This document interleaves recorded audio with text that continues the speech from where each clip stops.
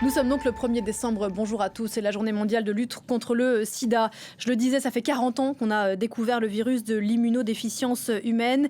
Et 40 ans plus tard, 40 millions de personnes dans le monde vivent encore avec, dont 1,5 million d'enfants selon les chiffres de l'ONU Sida. Bonjour Romain Paliche. Bonjour. Et bienvenue sur ce plateau. Vous êtes infectiologue à l'Hôtel-Dieu ici à Paris. Vous travaillez principalement sur le VIH et sur les questions de santé sexuelle. Ça paraît évident sans doute pour vous de rappeler que le VIH est une question de santé sexuelle, que c'est une maladie sexuellement transmissible. Vous allez comprendre pourquoi je fais ce point, car Antonia Kerrigan a demandé à des étudiants à la cité universitaire ici à Paris ce qu'ils savaient du VIH. On va écouter leur réponse. Moi personnellement, j'ai jamais eu d'informations à propos de ça. Enfin, c'est moi qui ai trouvé les informations toute seule, quoi. En fait, il n'y a pas forcément que par la salive. Que j'avais cru entendre une fois qu'aussi par la transpiration, on pouvait aussi l'attraper. Donc tout ce qui est les matières qui se sécrètent par le corps.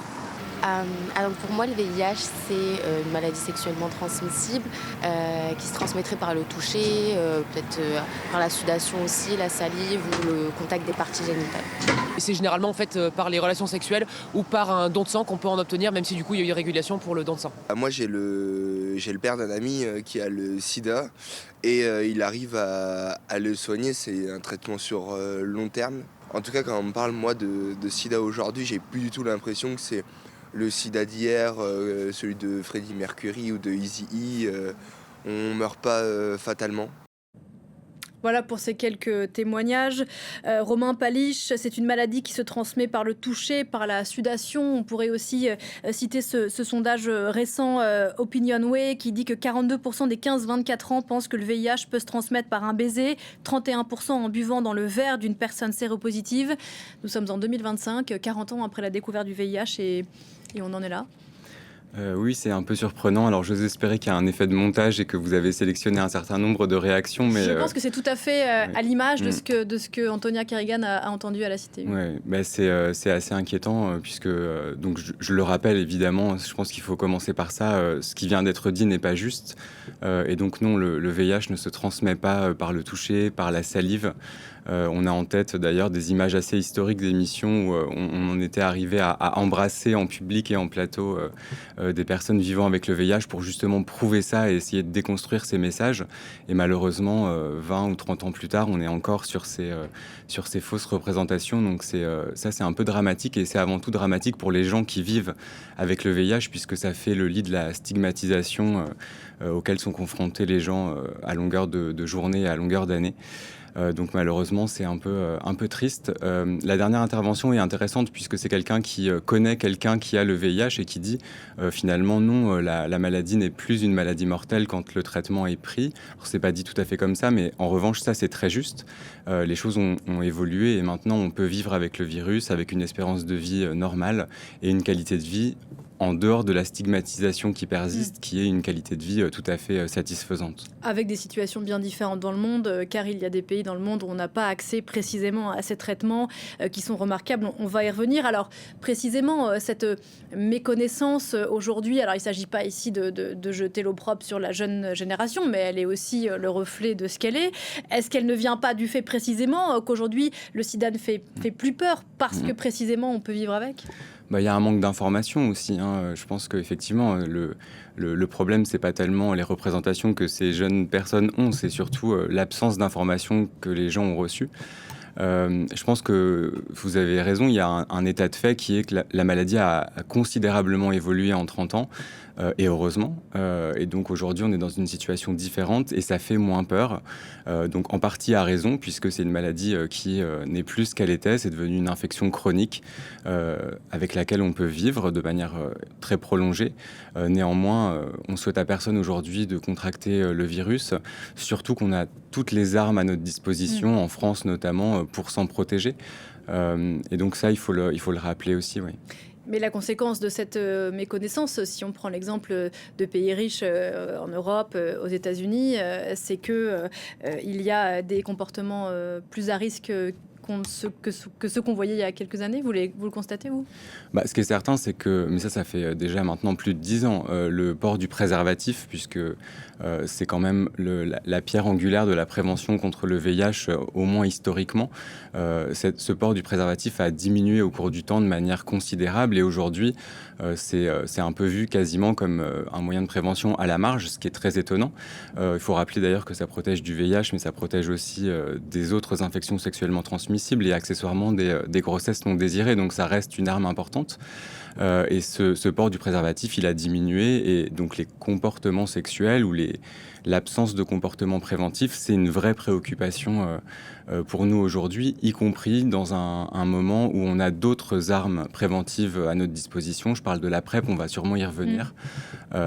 Mais néanmoins, on sait qu'il y a une proportion de personnes qui ne disposent d'aucun moyen préventif en ayant des rapports sexuels fréquents, réguliers, non protégés par quoi que ce soit, qui reste très élevé. Et ça, c'est un sujet pour nous, et on a du mal à le dépasser aujourd'hui.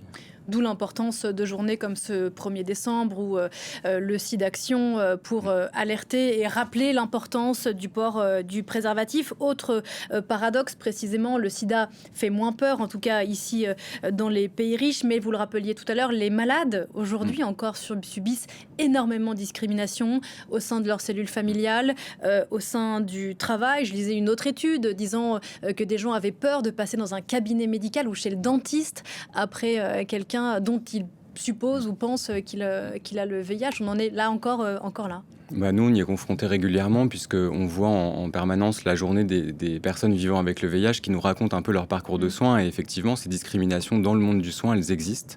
Il ne faut surtout pas le minimiser. Et c'est un peu effrayant d'ailleurs de se dire que des professionnels de santé, qui sont a priori les gens qui devraient le plus être au fait de ce qui se passe aujourd'hui dans ce domaine médical, gardent des représentations qui sont faussées et très discriminatoires.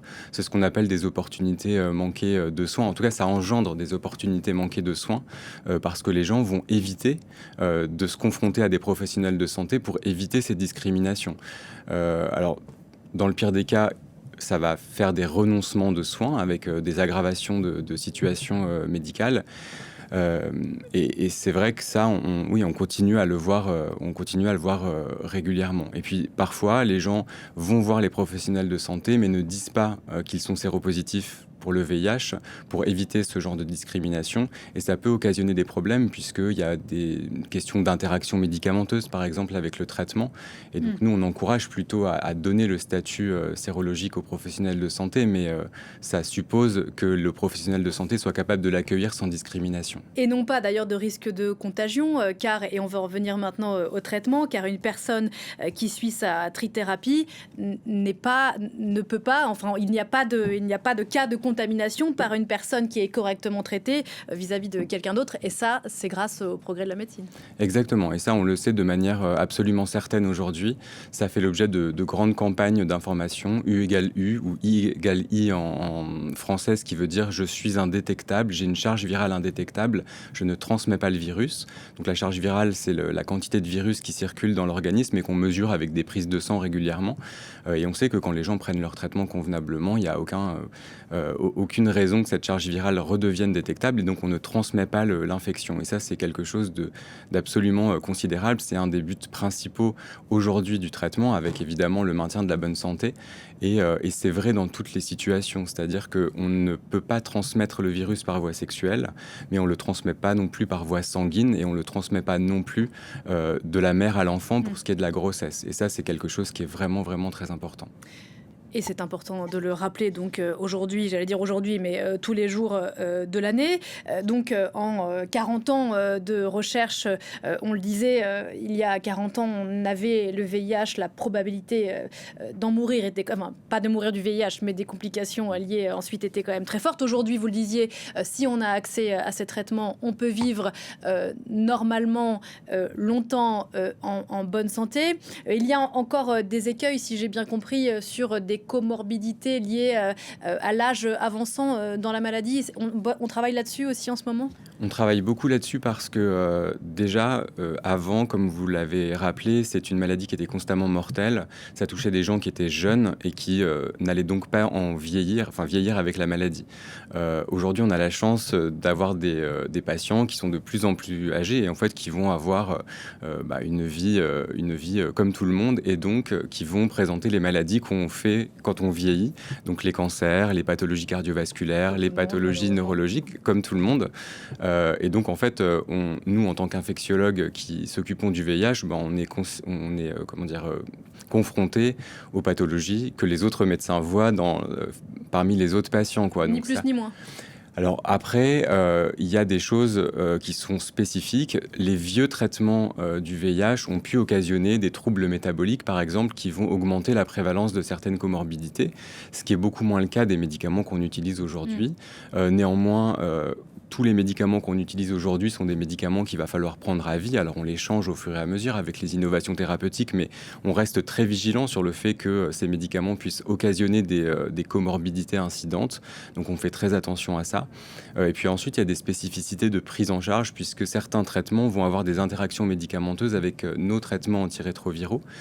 Par exemple, dans le cancer, quand quelqu'un a un cancer et le VIH, il faut qu'on fasse très attention à ça parce qu'il y a des chimiothérapies qui ne sont pas compatibles avec le traitement, mais ça, c'est notre expertise et on est tout à fait capable aujourd'hui de le gérer relativement facilement. Un vaccin, un jour, contre le VIH, peut-être ? Alors ça fait des décennies qu'on en parle et qu'on espère. C'est vrai que tout ce qui a été présenté jusqu'à présent en termes de données scientifiques est pas très rassurant. Enfin, pas très encourageant, on va dire. Pourquoi c'est plus compliqué tout le monde a en tête le Covid qu'on a trouvé. On a trouvé un vaccin en quelques mois. Et pourquoi contre le VIH, on n'y arrive pas ?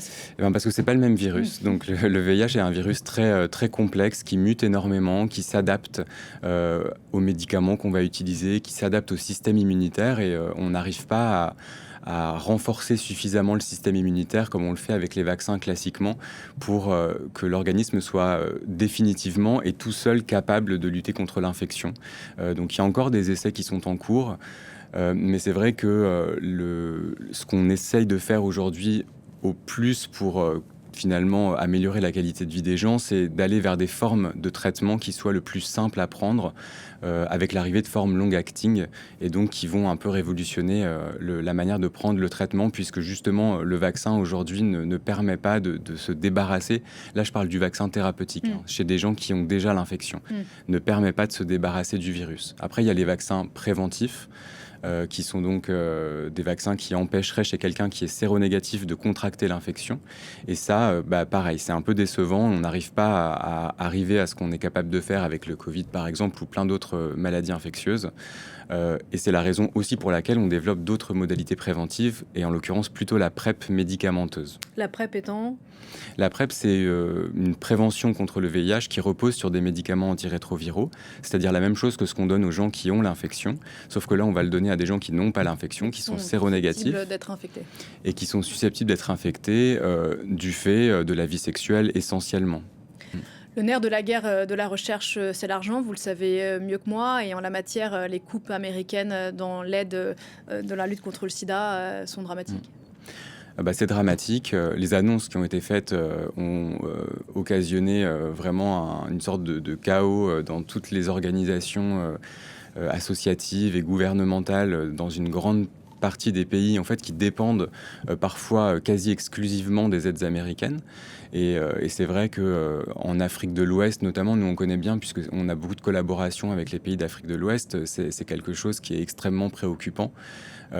Et là, on ne parle pas de recherche avec des projections à 20 ans, on parle vraiment de prise en charge concrète et quotidienne des personnes qui vivent avec le VIH, dont le fait de recevoir un traitement quotidiennement dépend directement de l'approvisionnement en médicaments et de ces aides qui sont distribuées. Et donc oui, c'est très préoccupant et des projections qui sont faites par des gens qui savent faire des modélisations sont extrêmement inquiétantes avec une reprise potentielle du nombre d'infections et de décès liés au sida qui est extrêmement alarmant. Ouais. Et du coup, l'objectif 2030, fort de l'épidémie ? L'objectif 2030, déjà en dehors de ces coupes-là, on s'y acharne, mais c'est quelque chose qui n'est pas simple parce que, encore une fois, théoriquement, on dispose d'absolument toutes les armes pour pouvoir faire disparaître cette épidémie, hein. On sait traiter les gens, on sait le prévenir, mais sur le terrain, on est confronté à des tas de difficultés et ces coupes budgétaires ne vont franchement pas aider. Oui. Merci beaucoup, professeur Romain Paliche, d'être venu ce matin sur le plateau de Parlons-en, infectiologue à l'Hôtel-Dieu, et cette journée donc de mobilisation mondiale pour la lutte contre le sida. Merci encore.